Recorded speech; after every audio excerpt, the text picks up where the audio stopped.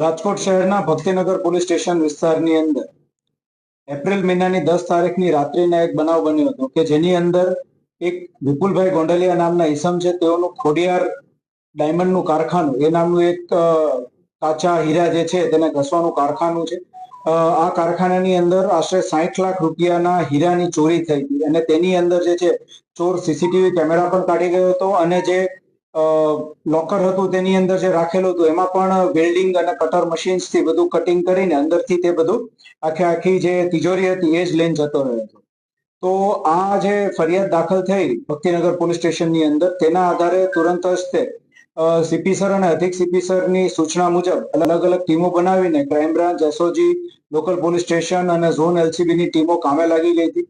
અને આ જે ચોર કોણ હોઈ શકે છે, આ એમો ધરાવતા ચોર અગાઉ ક્યાં ક્યાં આવી ચોરીઓ થયેલી છે તે બધી માહિતી જે છે એ એકઠી કરવામાં આવી હતી. તેના માટે થઈને ઈ પ્રિઝન મોડ્યુલનો પણ યુઝ કર્યો હતો, આઈસીજીએસ મોડ્યુલનો પણ યુઝ કરવામાં આવ્યો હતો. અને તે ઉપરાંત જે છે એ માનનીય ડીજી સર વિકાસ સહાય સરનો જે આખો પ્રોજેક્ટ છે, મેન્ટર પ્રોજેક્ટ, તો તેની અંદર પણ આ પ્રકારની એમો ધરાવતા ચોર ઉપર જે આપણા મેન્ટર્સ ફાળવેલા છે તે મેન્ટર્સ વિશે પણ આપણે માહિતી મેળવી, તે મેન્ટર્સ પાસેથી પણ માહિતીઓ મગાવી હતી. તેના આધારે જે આપણી પાસે સીસીટીવી ફૂટેજીસ હતા તેના ઉપરથી એવું માહિતી આપણને મળી કે આ અજય નાયકા નામનો ઈસમ હોવાની પૂરેપૂરી સંભાવના છે. તેના આધારે ફર્ધર આખી ટેકનિકલ તપાસ અને અલગ અલગ હ્યુમન સોર્સિસથી ખાનગી બાતમીદારો મારફતે સુરતમાં અને એની જે અલગ અલગ રહેવાની જગ્યાઓ જે છે, એના સગા સંબંધીઓ છે, તે બધી જગ્યાએ તપાસો હાથ ધરવામાં આવી હતી. જેલમાંથી પણ તેના રેકોર્ડ્સ મેળવવામાં આવ્યા હતા અને આ બધી તપાસના અંતે ક્રાઇમ બ્રાન્ચની ટીમને જે છે એ અને આરોપીની ધરપકડ કરવામાં સફળતા મળી છે. આરોપીની પૂછપરછ દરમિયાન તેની પાસેથી સંપૂર્ણ મુદ્દામાલ રિકવર થયેલો છે. આરોપી દ્વારા ખૂબ જ હોશિયારીપૂર્વક સીસીટીવી કેમેરા અવોઇડ કરવા માટે થઈને એ વચ્ચેની જે રોડ વચ્ચેની જે રેલિંગ હોય, ડિવાઈડર હોય, તેની ઉપર એ ચાલીને આવ્યો હતો અને તેની ઉપર જ ચાલીને પરત ગયો હતો, જેથી કરીને આવતા જતો ને ક્યાંય બીજા કોઈ કેમેરામાં દેખાય નહીં. પ્લસ એને જે ડ્રિલિંગ મશીનનો એનો ઉપયોગ કર્યો હતો તે પણ તે આશરે અઠવાડિયા અગાઉ જ સંતાડીને જતો રહ્યો હતો, જેથી કરીને આવ્યો ત્યારે કંઈ પણ લીધા વગર આવ્યો, ગયો ત્યારે આપણને ચોખ્ખું દેખાતું હતું કે એ 2 થેલીઓ લઈને જાય છે.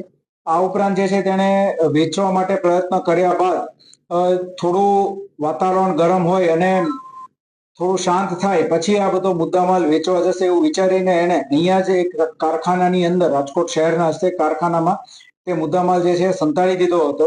અને જેવું આપણે એની ધરપકડ કરી એ સાથે જ એને આપણને આ મુદ્દામાલ પણ દેખાડ્યો અને સંપૂર્ણ મુદ્દામાલ જે છે તે પરિસ્થિતિમાં આપણે રિકવર કર્યો છે. અજય નાયકા જે નામનો આરોપી છે તેનો ગુનાહિત ઇતિહાસ છે. આશરે 20 જેટલા ગુનાઓ તેની ઉપર નોંધાઈ ચૂક્યા છે, જેની અંદર અલગ અલગ પ્રકારની ધરપકડો કરતો હતો. એ ઉપરાંત ચોરીઓ પણ કરી છે. અને એની ઉપર આપણા જે મેન્ટર જે છે ક્રાઇમ બ્રાન્ચ વિજયરાજસિંહ જાડેજા એ ફાળવેલા હતા અને મેન્ટર દ્વારા પણ એની ઉપર વોચ રાખવામાં આવતી હતી અને તેથી તેની શકમંદ જે મુવમેન્ટ હતી તેના આધારે જ આપણે એને ઝડપી પાડવામાં સફળતા મળી છે.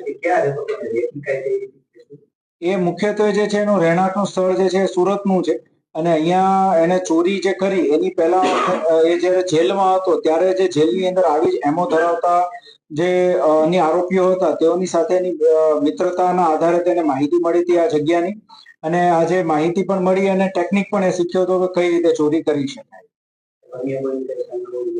અત્યાર સુધીમાં એક આરોપીની ધરપકડ થઈ છે અને એ સિવાય બીજા કોઈ મદદગારીમાં છે કે કેમ એની તપાસ શરૂ છે.